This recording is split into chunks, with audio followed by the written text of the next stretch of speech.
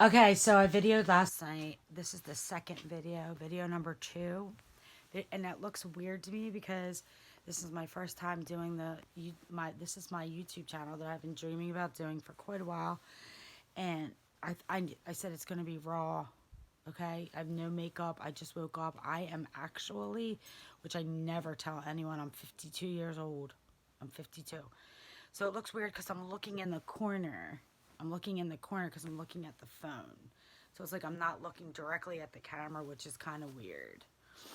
And then when I do look at the camera, it's like I kind of look cross eyed. So this is raw. Just woke up, literally, put my coat on, went to get cigarettes from 7-Eleven and a coffee. I shared my first video last night and it was like heartache, right? So being in this relationship for 5 months, six, whatever, give or take, whatever, um, building this love, right? And he was, I dated him in high school, and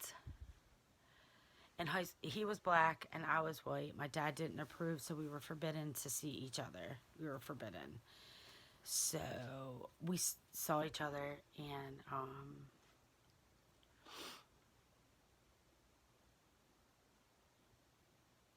so I'm sidetracked because I'm still in obsession because the relationship ended, and that was my first video. My first video. So back when I was starting this, when I wanted to start the YouTube, like I met like him and I, connected from uh he came to speak. He's in recovery, I'm in recovery, and he came to speak at John Brooks where I work. And I was single, and we had kept in touch for the past 4 years on Messenger. And here he comes, and it was like the timing, right? Was that my energy was like felt his energy. So I had gone through grief and loss, and I was feeling as if I was ready to get back into a relationship. And I got so excited to have this energy with someone that I felt with him, right? And so I just went full on, full force in this relationship. And I'm thinking, don't forget, I'm 52. I'm a good catch. I'm ready. I'm so ready that I jumped in full force, 2 feet, too fast, tried to take control. And I'm such a romantic. I'm a Pisces, diehard romantic. I spent a year alone. But what happened was I just spent that year alone in grief.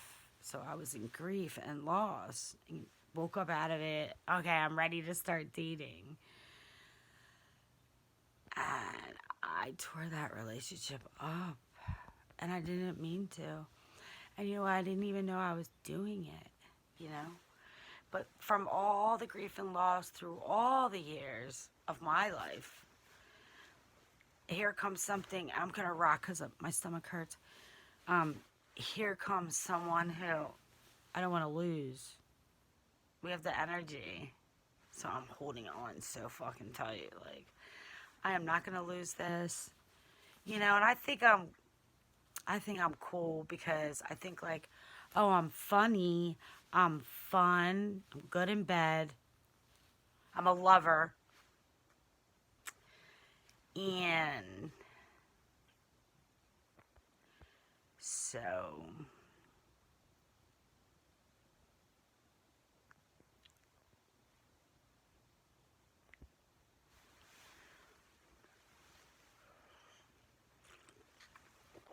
why I keep drifting off right now. I keep drifting off because he just texted me and I couldn't, like, in my mind, like, I can't, I'm still raw. So I'm still like, I haven't been able for 2 weeks. He ended it 2 weeks ago, and I wasn't able to let go. Why did he end it? Because I became emotionally abusive. And he said, hell no. Hell no. And I can be real manipulative too. And I don't, like, when I look at in hindsight in relationships, whereas I, you know, feel hurt, I feel you hurt me, I go to fuck off, and then I want to make up. So it's a whole cycle I do. It's all my pain and my grief, my fear of loss, my abandonment issues, my control issues, self-centered fear. So, when he, when I couldn't get him back this time, I went bananas. I love saying bananas, bananas. I went bananas. I went bananas. I went bananas. I couldn't get him back. I thought I tried everything, you know? Like eating shit, you know, apologizing. First I had awakenings. Oh my God, it was you. You were emotionally abusive. You were jealous of everyone who was close to him. You tried to control things. You thought, in my mind, I was set on this thing of what he wasn't doing. He doesn't want to take care of me. He doesn't want a big commitment with me. He doesn't trust me. And he's not sharing himself with me. He's not praying with me. Meanwhile, he's Muslim. And I'm like, he's not praying with me. He's not sharing his spirituality with me. So all the little things that he would do, that he could do, I was discounting those because I knew what I wanted. The big intimacy, the big commitment, the big trust, the big, whatever. So the reason I decided to make this YouTube video when he came into my life, I told him I felt his energy was overpowering in the room with me. And I felt our energy, and I knew this was something really big.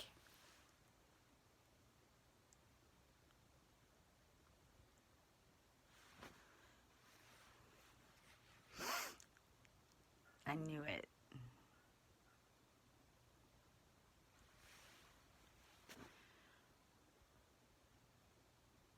And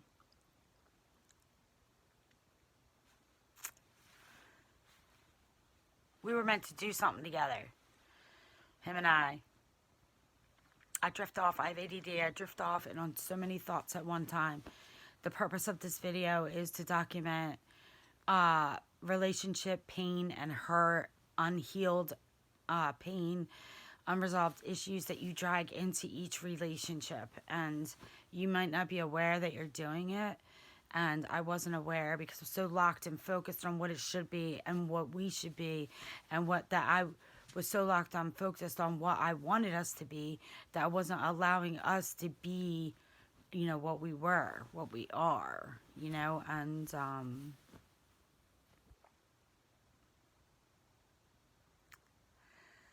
I pushed him away by holding on so tight. I was holding on so tight.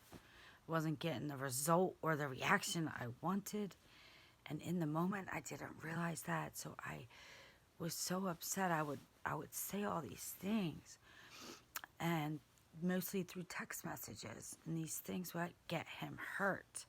And it's not like I was set to hurt him. What I was set to do was to express myself, but how I expressed myself was immature in the way that it was saying, and you don't this, and you don't that, and all that. Instead of saying, I feel insecure at times, or I feel like you don't care to help me with certain things. I don't know. We would escalate, start fighting, and then I would just, try really hard to,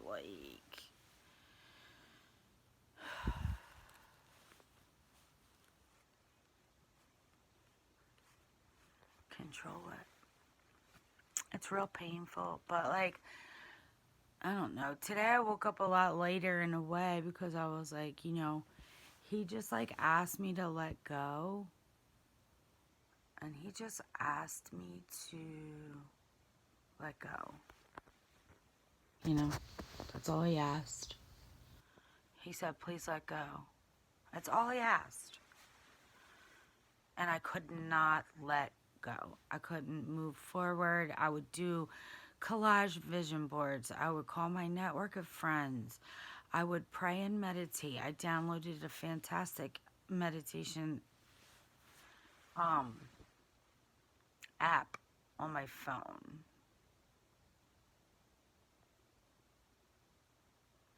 And I felt like anything that I would do as we were taking it slow would have been fake, because I knew the end result was I just wanted him back.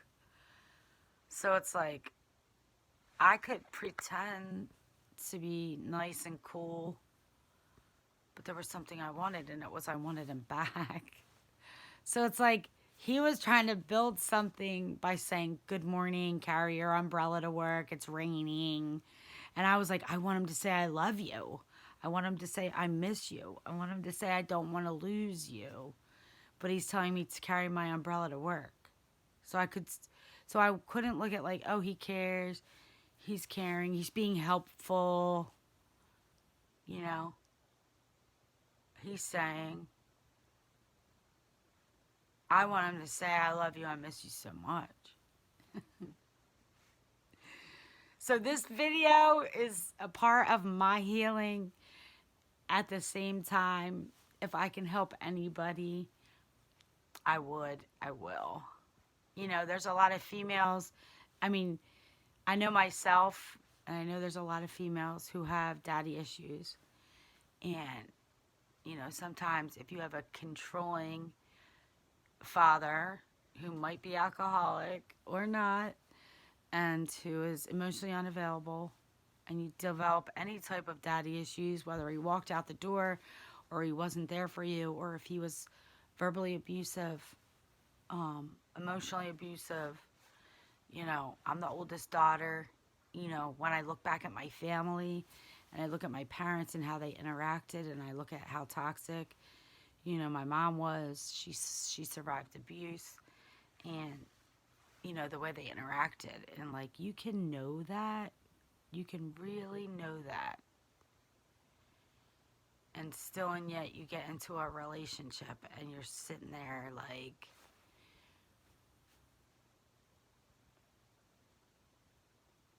not planning to act like them, or feeling like you didn't even know you were acting like them. Feeling justified. Feeling, I was going to say unvalidated. You know, feeling like you should love me. You should care for me. You should understand me. You should.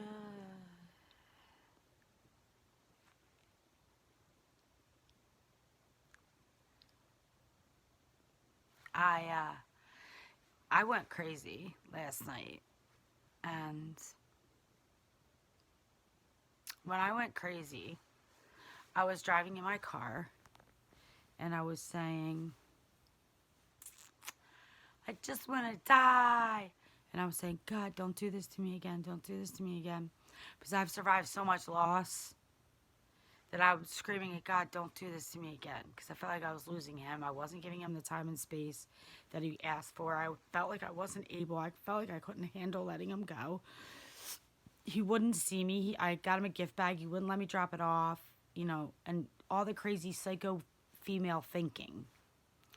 I'll just throw all his things in a bag and put it on his porch. In my mind, justifying it as I just need all his things out of my house. When really, it would be just trying to hurt him and to say a message to him, I meant nothing to you, take all your things back. I meant nothing to you. I mean nothing to you. You left me. Take your shirt, your underwear, the little gifts you bought me, take them all back. Get it. But I'm justifying it, saying I want it out of my house for closure. But in reality, I want to hurt him because I'm hurt. And I want to make a statement. And I want to say, take all your things back. I feel like I meant nothing to you, and I don't. You know, we've all done these dumb things, but usually you do these things as a teenager. As a teenager, you know, the fights. So, about me, I have ADHD. I'm in recovery. I come from a very emotionally abusive family.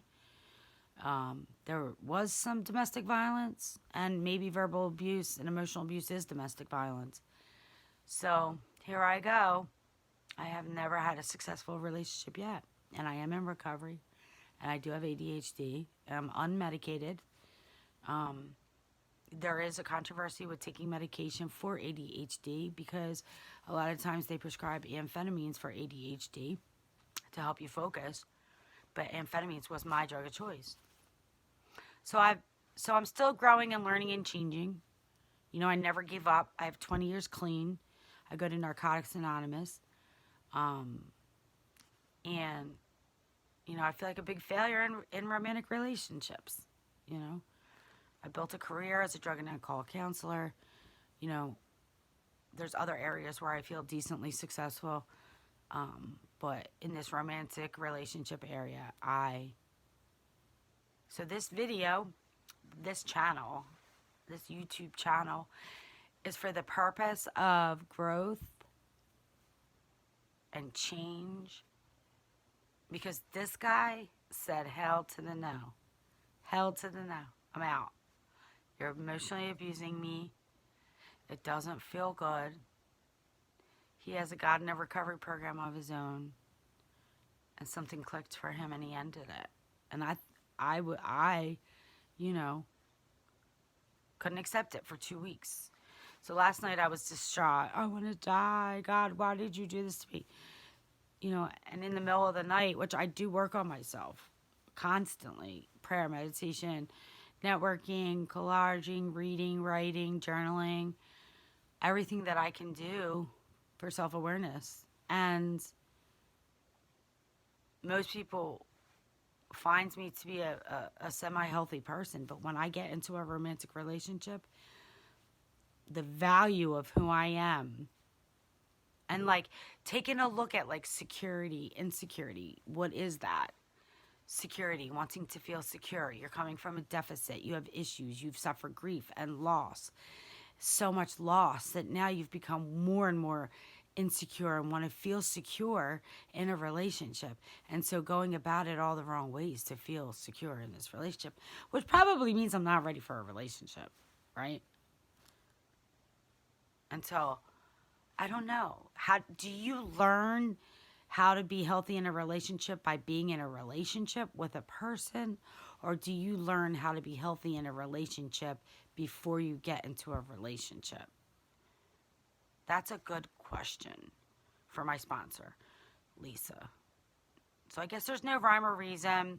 He's out. He dipped. He's done. So I'm here. I feel better today. I had a moment of peace. I woke up, you know, and I had peaceful, like, oh shit, it's over and it's okay. Finally, after 2 weeks, I wasn't able to let go. It's over and it's okay. It's over and it's okay. And then today, I called him because he's screaming at me yesterday. I'm in pain. I'm in pain. And in my mind, I'm like, why is he being so dramatic? Like, I want to care for him. I want to love him. I want to help him. I want to be the one to care for him, to love him. I want to be the one. Me. But he's using his roommate, his own network, his whatever he uses, you know.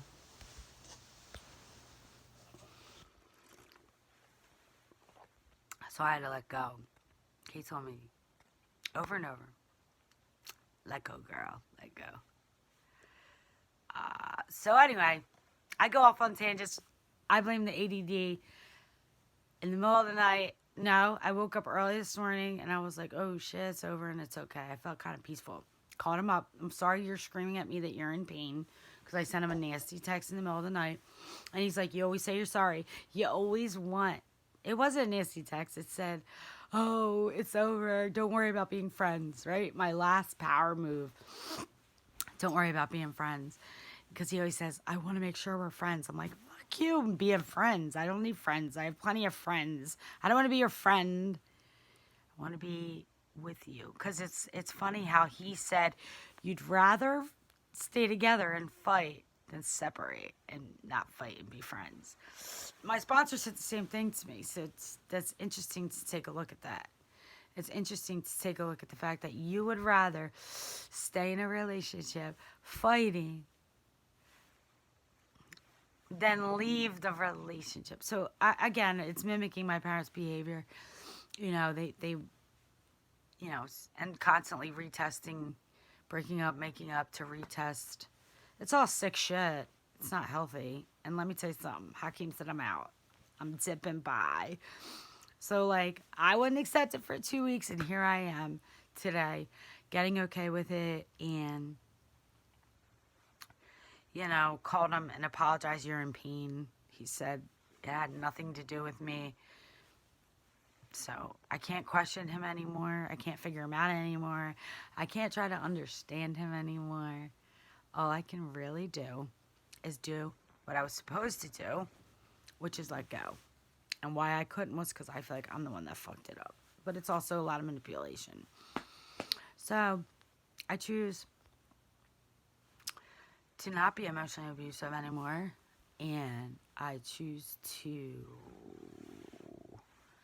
make my, you know, document my experience, strength, and hope with anyone who it can help. You know, I tried to control my recovery from this relationship. I tried to control my level of pain.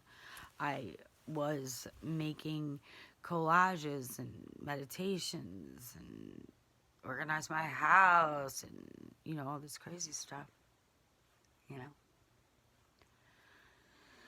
to control my pain, to try to heal my pain. I'm going to do all this work on me to heal my pain. But really, I wasn't even letting go of the relationship. And that was what was going to make me heal the pain. See you next time. Third video coming up.